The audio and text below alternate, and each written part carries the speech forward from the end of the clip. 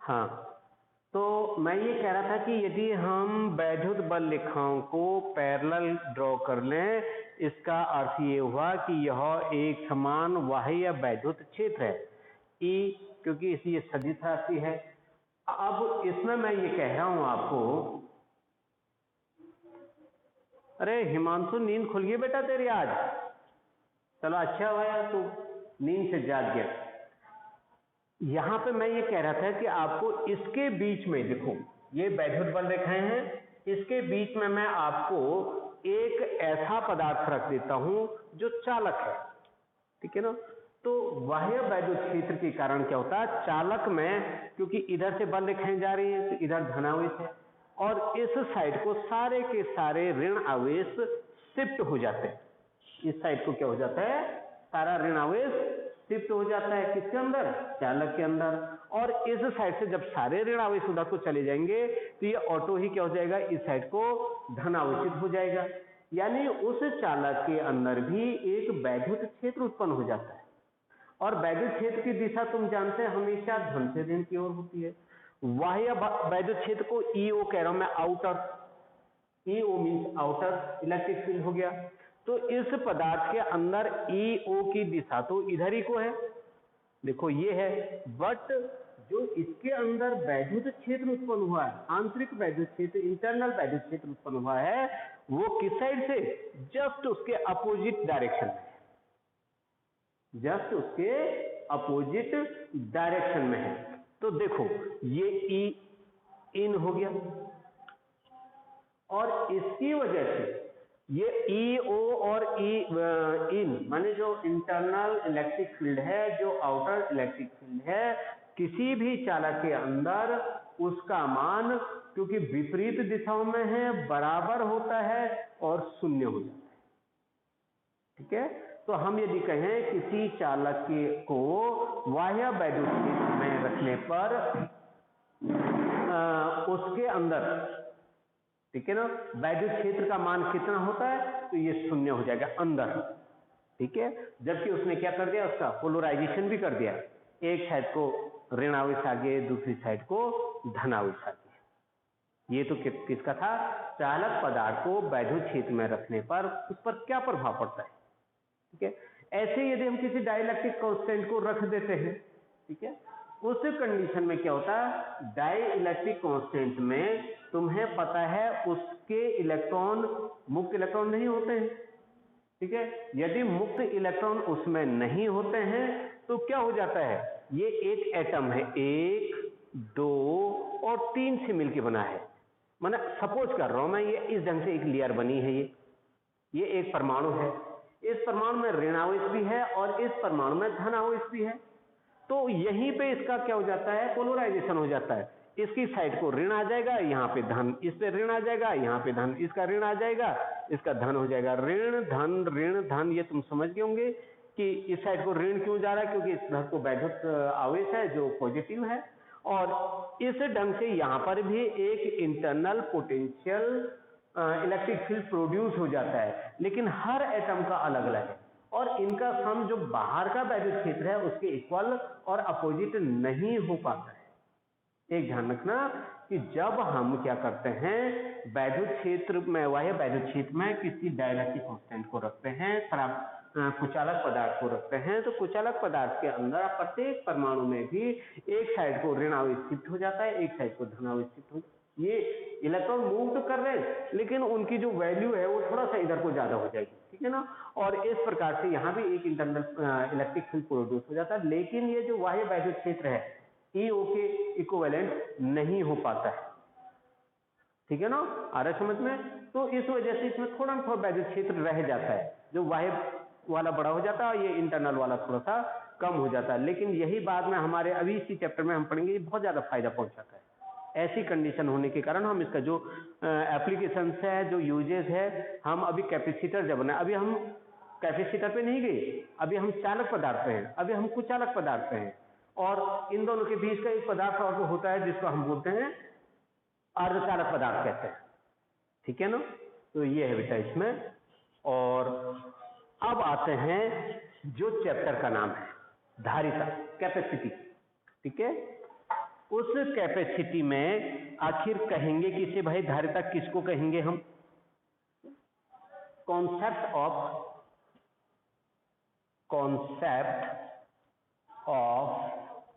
Capacity. धारिता किसे कहते हैं? देखो बेसिकली क्या होता है हमारे पास, धारिता का मतलब होता है धारण करना। धारिता का मतलब होता है धारण करना। अब यहां पे आवेश के बारे में पढ़ रहे हैं हम, आवेश से रिलेटेड बातें पढ़ रहे हैं हम।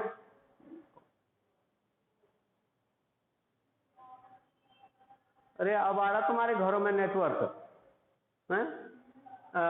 तो यहाँ पे हम किसके बारे में पढ़ रहे थे बेटा? आवेश से संबंधित पढ़ रहे थे। तो आवेश को ग्रहण करने की क्षमता क्या कहलाती है? वैद्युत धारिता कहलाती है। सपोज करो हमारे पास एक बर्तन है, ठीक है ना? इस बर्तन में हम ऊपर से क्या डाल दें? पानी डाल दें। पानी धीरे धीरे धीरे धीरे इसमें स्टोर हो जाएगा, इस बर्तन में स्टोर होगा, ठीक है ना? और एक लिमिट के बाद ये बर्तन भर जाएगा। 5 लीटर का गैलन है तो 5 लीटर पानी आएगा, बड़ा सा गैलन है तो ज्यादा पानी आएगा, बहुत बड़ा सा टैंक है तो उसमें ज्यादा। यानी हर बर्तन की अपनी एक कैपेसिटी होती है पानी को स्टोर करने। हर बर्तन की अपनी एक कैपेसिटी है पानी को स्टोर करने की। जैसे गिलास में रखेंगे कम पानी आएगा, जग में रखेंगे ज्यादा पानी आएगा, ठीक है? ये तो मैं अभी धारिता नहीं बता रहा, मैं तो सिर्फ पानी की बात कर रहा हूं, ठीक है? इसी प्रकार हमारे पास कोई भी एक पदार्थ है, इस पदार्थ को हमने क्या कर दिया? ताप बढ़ाते जाए, उष्मा देते जाए उसको, तो उष्मा देते जाएंगे उसका ताप बढ़ता जाए, ठीक है ना? एक लिमिट तक ताप बढ़ेगा। ठीक इसी प्रकार ये दो तो सिर्फ एक एग्जाम्पल है उसकी, ठीक है ना? ठीक इसी प्रकार यदि हम कोई चालक है, किसकी बात कर रहा हूं मैं? चालक पदार्थ की बात कर रहा हूं, ठीक? इस चालक पदार्थ को आवेश दो, राइट? आवेश देने के बाद इसका विभव बढ़ता जाता है। जैसे पानी देने से ही पानी को ग्रहण करने की क्षमता बढ़ती है इसकी, ठीक जैसे हम किसी चालक को आवेश देते हैं तो उसका विभव बढ़ता जाता है। तो Q आवेश दिया मैंने, तो हम लिख सकते हैं Q प्रोपोर्शनल टू V। जैसे जैसे किसी चालक को आवेश दिया जाता है तो उसका विभव बढ़ता जाता है, और एक लिमिट के बाद, एक सीमा के बाद यह चालक पदार्थ आवेशों को संग्रह नहीं करेगा।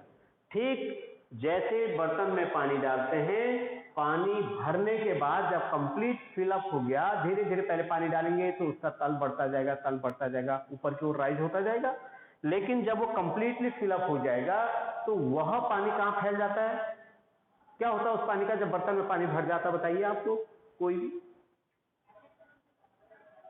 वेरी गुड, गिर जाता। कहां गिरता होगा वो?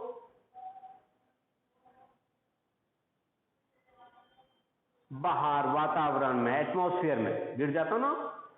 सिमिलरली क्या होता है, यहां पर भी वही कंडीशन है। इतना समझ में आया कि किसी चालक को आवेश दें तो क्या बढ़ता है? क्या बढ़ता है? विभव बढ़ता है। क्लियर?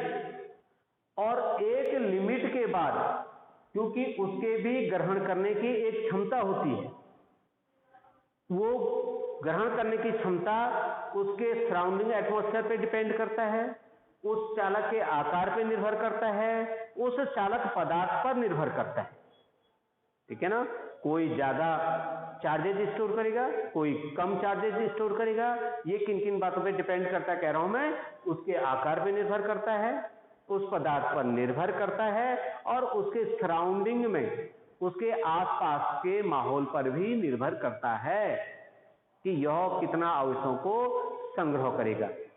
एक लिमिट के बाद आवेश जब इसमें फुल हो जाएगा, अब यह संग्रह नहीं कर पाएगा, तो वो क्या कर देता है, आवेश को वातावरण में क्या कर देता है, डिस्चार्ज कर देता है, विसर्जित कर देता है। स्पार्किंग होने लग जाती है। क्या होने लग जाती है? स्पार्किंग होने लग जाती है। कब?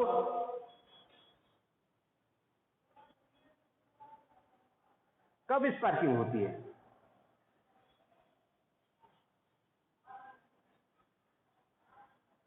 बताइए। हाँ बेटा बोल, आवाज क्लियर नहीं है। हाँ, यानी प्रत्येक चालक की एक निश्चित सीमा है आवेश ग्रहण करने की। उस सीमा से ज्यादा यदि हमने आवेश दे दिया तो वह आवेश वातावरण में विसर्जित हो जाएगा। तो धारिता किसे कहते हैं? सागर को छोड़ के कोई और बोले। धारिता किसे कहते हैं?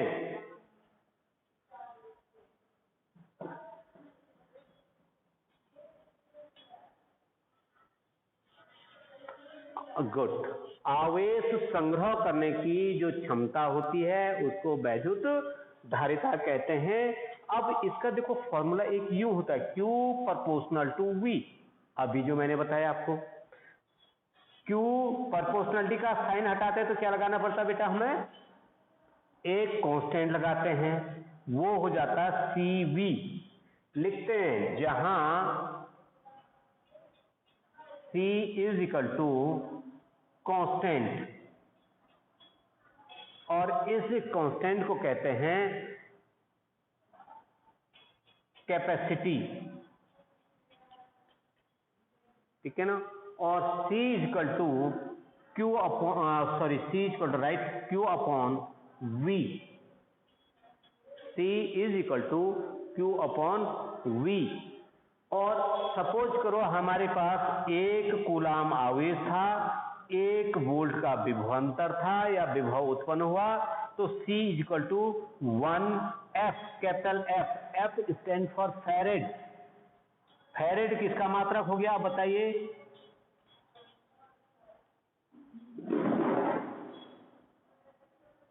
फैरेड किसका मात्रक हो गया बेटे? वैद्युत धारिता का मात्रक, जिसको C से डिनोट कर रहे हैं, वह फैरेड होता है। इसका दूसरा मात्रक यदि हम चाहेंगे तो दूसरा मात्रक है इसका कूलाम पर वोल्ट। कूलाम पर वोल्ट। इसकी जो बीमा होगी ये आप खुद करेंगे, क्योंकि मेरे कर देने से तो आप उतारेंगे, खुद करोगे तो और ज्यादा क्लियर कॉन्सेप्ट हो जाएंगे आपके, यानी आप निकाल सकते, आपको ये भरोसा हो जाएगा। ठीक है ना? तो मैं इसकी बीमा भी देखूंगा कल शुरू में, चाहे तुमने रफ में किया चाहे तुमने फेयर में किया। तो वैद्युत धारिता किसे कहते हैं? लिख लोगे, किसी चालक पदार्थ के आवेश संग्रह करने की क्षमता को वैद्युत धारिता कहते हैं। या उसकी डेफिनेशन हम ये भी लिख सकते हैं, किसी चालक को Q आवेश देने पर उसके विभव में V वृद्धि हो जाती है, तो Q और V के अनुपात को वैद्युत धारिता कहते हैं। इसका मात्रक फैरेड होता है, लेकिन फैरेड बहुत बड़ा मात्रक होता है। कूलाम बहुत बड़ा मात्रक है, फैरेड बहुत बड़ा मात्रक है।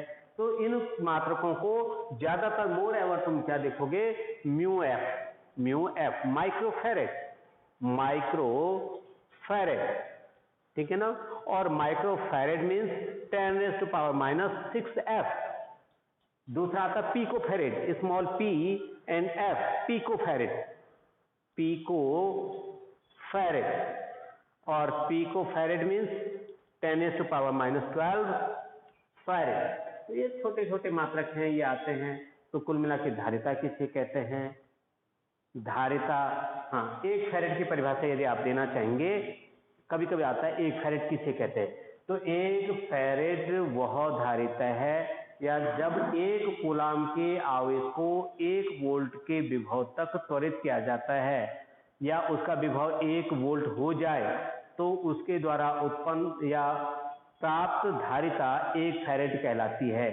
उसके द्वारा प्राप्त धारिता 1 फैरेड कहलाती है। लिखना चाहो तो लिख सकते हैं, यदि किसी चालक को 1 कूलाम आवेश देने पर किसी चालक को 1 कूलाम आवेश देने पर उसके विभव में 1 वोल्ट की वृद्धि हो, उसके विभव में 1 वोल्ट की वृद्धि हो, तो उस चालक की धारिता 1 फैरेड कहलाती है। उस चालक की धारिता 1 फैरेड कहलाती है। आता है बेटा 1 फैरेड किसे कहते हैं, तो वैद्युत धारिता किसे कहते हैं ये समझ गए होंगे आप। वैद्युत धारिता का मात्रा क्या होता है ये भी क्लियर हुआ होगा। 1 फैरेड किसे कह सकते हैं वो क्लियर हुआ, ठीक है ना। अब मैंने अभी जब मैं बता रहा था तो आपको कहा कि जो ये धारिता होती है किसी भी चालक की, वह धारिता किन बातों पर निर्भर करती है, चालक के आकार पर निर्भर करती है, उसके सराउंडिंग के एटमॉस्फेयर पर निर्भर करती है, चालक पदार्थ पर निर्भर करती है। अब एक हेडिंग डालिए, विलगित गोलीय, तो एक क्वेश्चन लिखो बेटा इसमें। यदि एक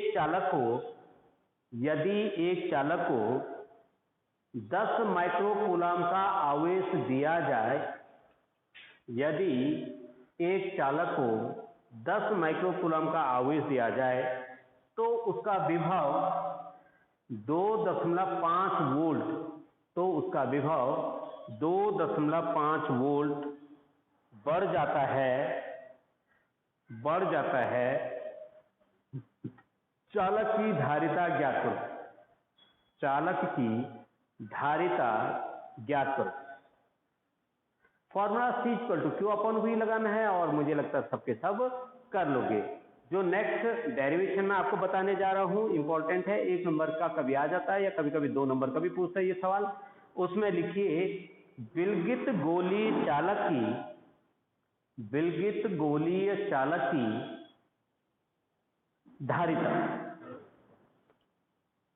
विलगित गोलीय चालक की धारिता, ठीक है। अब सबसे पहले जो शब्द आया है आइसोलेटेड यानी विलगित,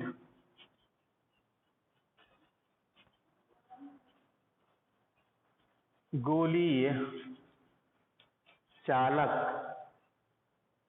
की धारिता, ओके। ये शब्द आइसोलेटेड बोलते हैं इंग्लिश में इसको। ये आइसोलेटेड होता क्या है जानता है तुम में से कोई? हाँ बोल बेटा शाबाश।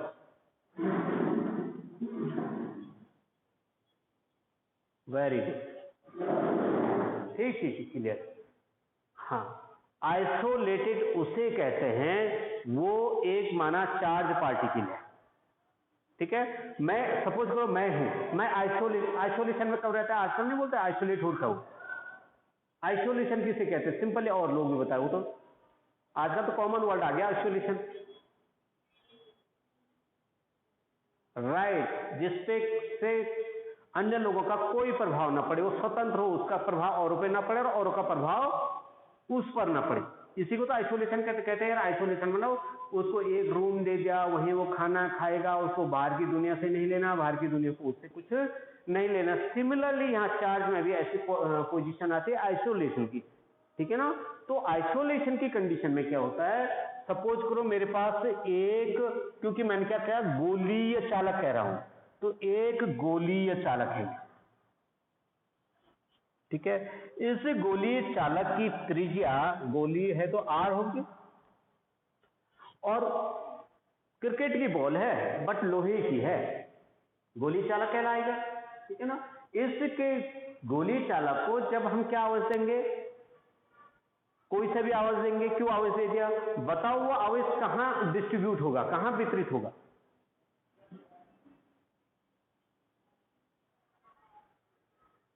शाबाश, वेरी गुड वेरी गुड। कुछ तो समझ रहे हैं भाई, कुछ की आवाज नहीं आ रही, क्या मानूं?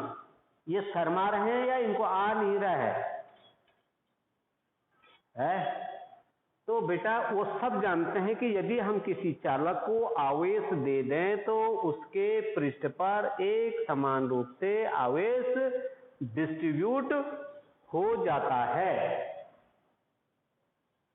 ओके, अब जब इसको डिस्ट्रीब्यूट हो जाता है तो ये मान के चलो कि यानी पूरे एक समविभव पृष्ठ, इसका जो बाहर का पृष्ठ है वो समविभव पृष्ठ हो गया। तो गोली चालक समझ गए, एक गोला है, उसको आवेश दे दिया, समान रूप से फैल गया, यही गोली चालक। आइसोलेट इसलिए कह रहे, विलगित इसलिए कह रहे कि इसके आसपास कोई अन्य आवेशित कण नहीं है जो इस पर कोई प्रभाव डाले, इसलिए इसको आइसोलेटेड कहते हैं। सिर्फ इतना ही लिखना है तुमको। अब जब ये पृष्ठ है तो इस पृष्ठ से लंबवत बाहर की ओर क्या जा रही होंगी, वैद्युत बल रेखाएं। आपको लाइन ऐसे ड्रॉ मत करना, खाली बोल रहा हूं मैं, बाहर की ओर यूं जा रही होंगी ऐसे। और सारे जगह पे आवेश या विभव समान है। तो हम ये मान के चल सकते हैं कि जो ये इसका केंद्र O है, इस O पर कोई धन Q आवेश उपस्थित है। आवेश वहां नहीं है, आवेश है कहां, पृष्ठ पे है। लेकिन कल्पना की जा सकती, क्योंकि सब जगह का विभव समान है, तो इसके केंद्र पर था और इतनी दूरी पर, इसलिए विभव समान हो गया। तो क्या जो डायग्राम बनाया इसके बारे में लिख सकते हैं आप लोग? क्या लिखना है? माना एक विलगित गोली चालक है जिसकी त्रिज्या कैपिटल R है।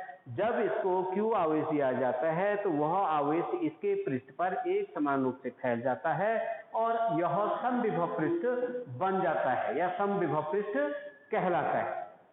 ओके, इतना लिख दिया। अब इसमें हम ये लिखेंगे कि पृष्ठ पर, चालक के पृष्ठ पर, चालक के पृष्ठ पर वैद्युत विभव। देखो सिंपल, पहले उसके बारे में लिखा और अब हम सिर्फ निकालें वैद्युत विभव। V इक्वल टू कितना हो जाएगा, 1/4 पाई एप्सिलॉन नॉट के Q अपॉन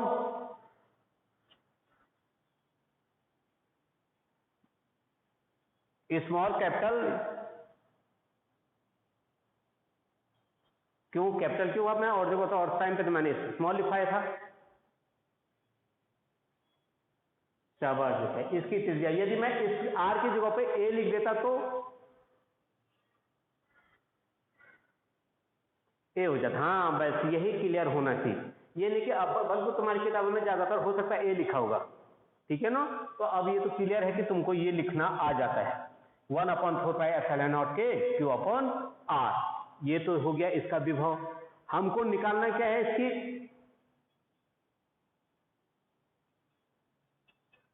अरे निकालना क्या है, धारिता। तो लिखेंगे गोलीय चालक की धारिता। बताइए गोली चालक की धारिता को किससे लिखते हैं बेटे? C equal to, very good, Q upon V बराबर Q अपॉन V का मान ये है हमारे पास 1/4 pi epsilon naught K R तो हर में था और ये Q अंश में था। ये इसको कैंसिल कर देगा और ये ऊपर चले जाएगा। C इक्वल टू कितना रह जाएगा हमारे पास, 4 pi epsilon naught K R। C equal to F, capital F means क्या हो गया फिर भाई? नीचे दिख रहा है? हाँ दिख तो रहा है, नीचे दिख रहा है ना आप लोगों को?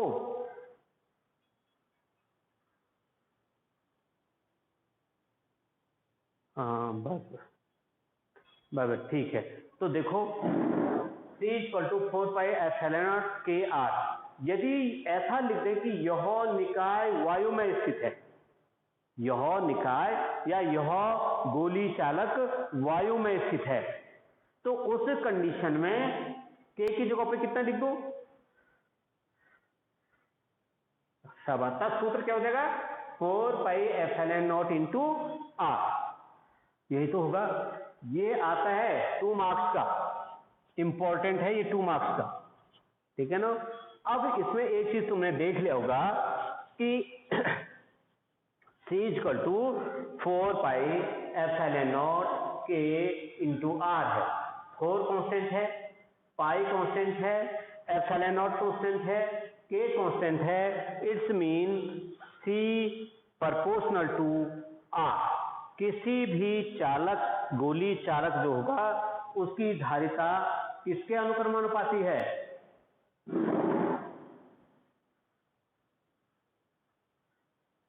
यस, हाँ, गोली चालक में धारिता माना त्रिज्या बड़ी होगी तो बड़ा गोला होगा, तो कुल मिला के जो जितना बड़ा गोला होगा उसकी धारिता क्या होगी, उतनी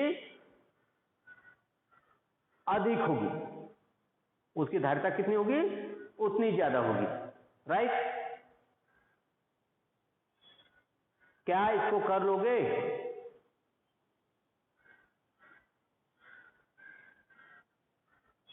चलो ये जो 3-4 और हैं रे, तुम पे भगवान ने आवाज दी है। आहा, मिस्टर अब्बल बिस्ट, आवाज आ रही मेरी, क्या कर लेगा इसको,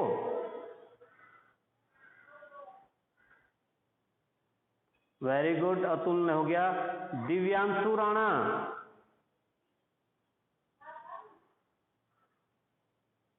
कर लेगा ना, ठीक है। प्रियांशु ने भी हाँ कहा, इसने कहा। संजय, गुड, तुम बहुत होशियार हो गए यार।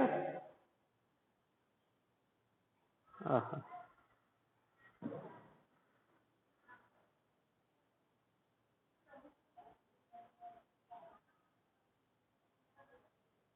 चलो ठीक है, तो कर लोगे। तो ये बिलगित गोली चालक की धारिता निकालना हो तो ये होता है, डायग्राम बनाया, डायग्राम के बारे में लिखा और उसके बाद उसको क्या कर दिया, विभव निकाला, विभव निकालने के बाद धारिता का सूत्र लगाया, उसमें मान रख दिया और सिंपल से आ जाता है। अब हमारी पृथ्वी है कैसे, गोल है, लंबा है, चपटा है, गोल है। तो हमारी पृथ्वी में आवेश भी है क्या,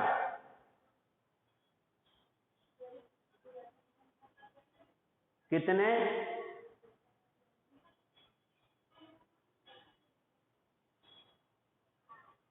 हाँ, जिसका पता नहीं उसको क्या बोलते हैं,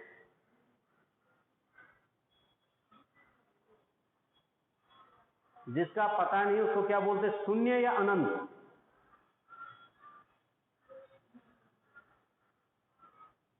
वेरी गुड। वो तो सीधी सी बात, जो हमको पता ही नहीं है, जो अननोन है, वो इन्फिनिटी हो गया, जिसको हम मेजर ही नहीं कर पा रहे हैं। तो हमारी पृथ्वी में अनंत आवेश है, ठीक है। जितना चाहे हम यहाँ से क्या निकाल लें, आवेश, इलेक्ट्रॉन ले सकते हैं, जितना चाहे हम इसको इलेक्ट्रॉन दे सकते हैं, ठीक है ना। इस पर कोई प्रभाव नहीं पड़ेगा। जैसे सी लेवल होता ना, सी लेवल मतलब समुद्र का जो लेवल होता है, उसमें से तुम 100-200 टैंकर पानी निकाल दोगे, उसका लेवल कम हो जाएगा, बस सिमिलरली यहाँ, जबकि उसमें से निकाला गया है, सी में से पानी तो निकाल रहे हैं ना हम, लेकिन तब भी उसके लेवल पे कोई प्रभाव नहीं पड़ रहा है। सिमिलरली हमारे अर्थ में भी इतने सारे आवेश हैं, हम जितना उनको निकालेंगे इसके आवेशों के मान पे कोई प्रभाव नहीं पड़ेगा, उतने का उतना ही रहता है। तो हमारी पृथ्वी को भी एक गोला मानकर ये करना है कि इसकी धारिता है कितनी, राइट।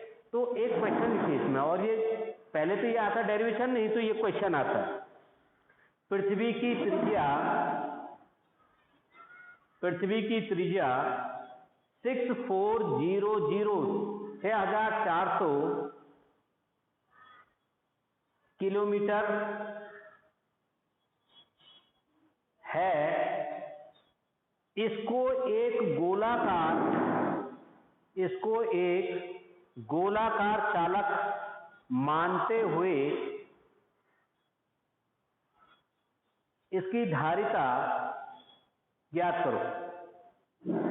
गोलाकार चालक मानते हुए इसकी धारिता ज्ञात करो।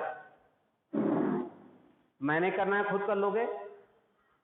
खुद करिए, ठीक है। नहीं आएगा तो पूछना, पूछते तो तुम है नहीं क्योंकि तुमको सब आ जाता है, बहुत अच्छी बात है, इतने होशियार तो चाहिए भी हमको। अब इसमें नेक्स्ट हेडिंग डालिए, आवेशित चालक की वैद्युत धारिता। आवेशित चालक की वैद्युत धारिता, सो नॉट वैद्युत धारिता नहीं, वैद्युत ऊर्जा। आवेशित चालक की वैद्युत ऊर्जा।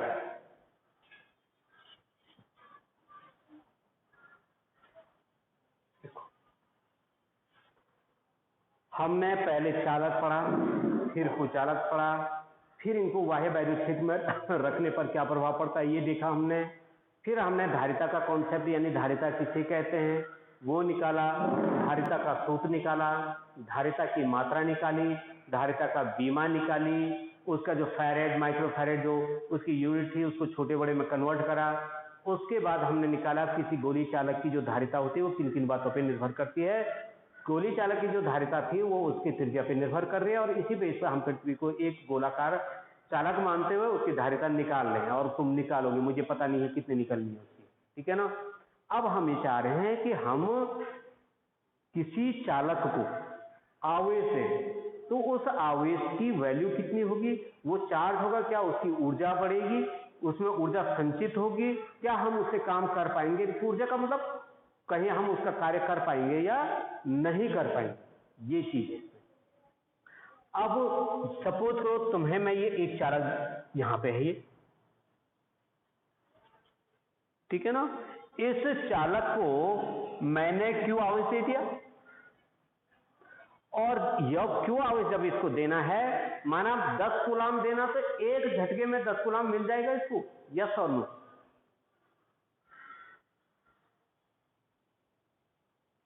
इस चालक को नहीं होगा, गुड।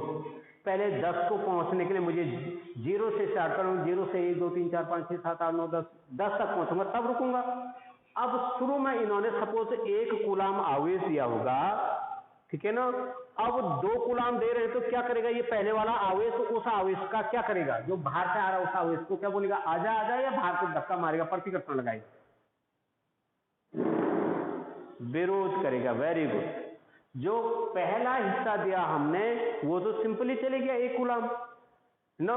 जो अगला आवेश का मान हम इसको देंगे तो वह आवेश जो ये पहले से आवेश है वो उसका विरोध करेगा, लेकिन हमको तब भी उसको चार्ज करना है तो हमको उस प्रतिकर्षण बल के विरुद्ध क्या करना पड़ेगा। वेरी गुड, कार्य करना पड़ता है। और जब हम किसी पे प्रतिकर्षण बल के विरुद्ध कार्य करते हैं तो क्या होता है,